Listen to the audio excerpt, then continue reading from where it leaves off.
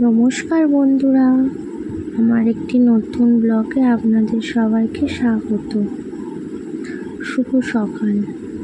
আজকের আমি আমার ব্লগটা শুরু করছি আমার বাড়ির সামনের একটা তুলসী মঞ্চক দেখিয়ে, যাতে আমার সাথে সাথে আপনাদেরও দিনটা খুব ভালো কাটুক। তো আমার ছেলে রাস্তায় হাঁটছে, ওকেও একটু ভিডিওতে তুলে নিলাম। তো ওকে খাইয়ে দাইয়ে আমি এখন চলে এসেছি রান্নাঘরের বাসনপত্র গুছিয়ে নিয়ে এখন আমি চলে এসেছি একটু টিফিন বানাবো বলে। তো আজকের আমার বাড়িতে একটা পুজো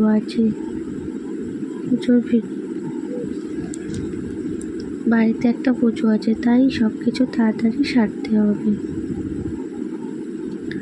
জন্য আগে টিফিনটা বানিয়ে নিচ্ছি।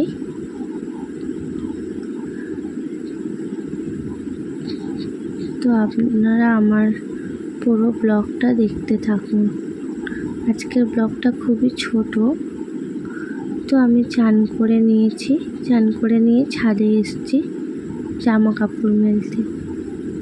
এসব বাসি জামা কাপড়গুলো ছিল, আমি রাতে চান করার সময় সেগুলো কেচে নিয়েছি। এখন মেলতে চলে এসেছি, আমার সাথে সাথে আমার ছেলেও চলে এসেছে। দেখো আজকের ওয়েদারটা, একদিকে মেঘ করছে আর আবার একদিকে রোদ উঠছে। প্রথমে আমি জামা কাপড়গুলো ভিতরেই মেলছিলাম, তারপর থেকে রোদ উঠছে তাই বাইরে চলে এলাম মেলতে। তো এসে আমি এই ঠাকুরের পুজোর প্রসাদ হবে তাই চালটা ভিজিয়ে দিচ্ছি। এই চালটা গুঁড়ো করে ঠাকুরের প্রসাদটা হবে, এই জন্য চালটা একটু আগে ভিজিয়ে দিচ্ছি, কারণ চালটা ভিজলে এটা গুঁড়ো করা যাবে না। ওই মা এদিকে তৈরি করছে পুজোর প্রসাদ, তালের বড়া করছে, তালের লুচি হবে আর একটা অন্যরকম প্রসাদ হবে, সেটা আপনারা পুজোর সময় দেখতে পাবেন। তো পুজোর প্রসাদ তৈরি হয়ে গেছে, আমি এখন রেডি হচ্ছি পুজোর ওখানে যাব বলে। এই সময় না রেডি হয়ে নিলে আবার ঠাকুরমশাই চলে আসবে আর রেডি হওয়ার সময় পাবো না। আমি ইউটিউব চ্যানেলে নতুন, তাই আমার চ্যানেলটাকে আপনারা একটু লাইক, কমেন্ট, সাবস্ক্রাইব করবেন।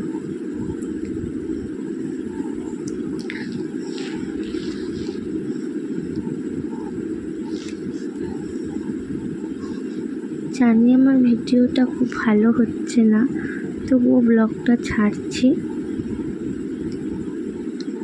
আপনারা যদি কমেন্ট, লাইক করেন তাহলে আমি আরও ভিডিও বানানোর উৎসাহ পাবো।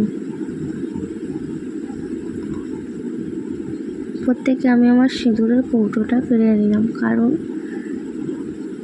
শোকেসে সিঁদুর লাগলে আমার ছেলে খুব ফেলে দেয়, ওই জন্য একটু উপরের দিকে তুলে রেখেছি। তাড়াতাড়ি রেডি হয়ে নিচ্ছি।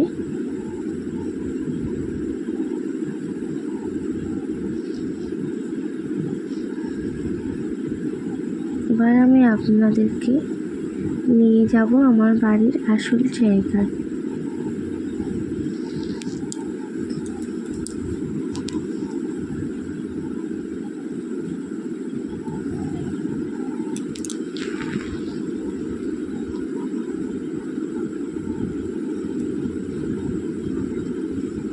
চলে এসছি আমার বাড়ির আসল জায়গায়, এটা আমাদের ঠাকুর ঘর।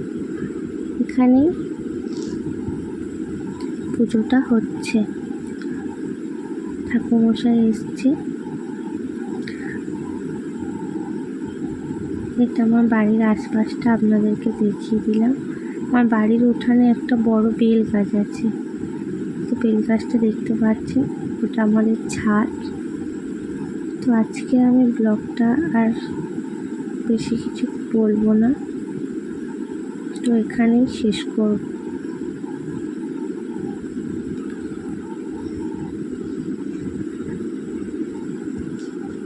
ঠাকুরকে দেখেই আজকে আমি আমার ব্লগটা শেষ করছি।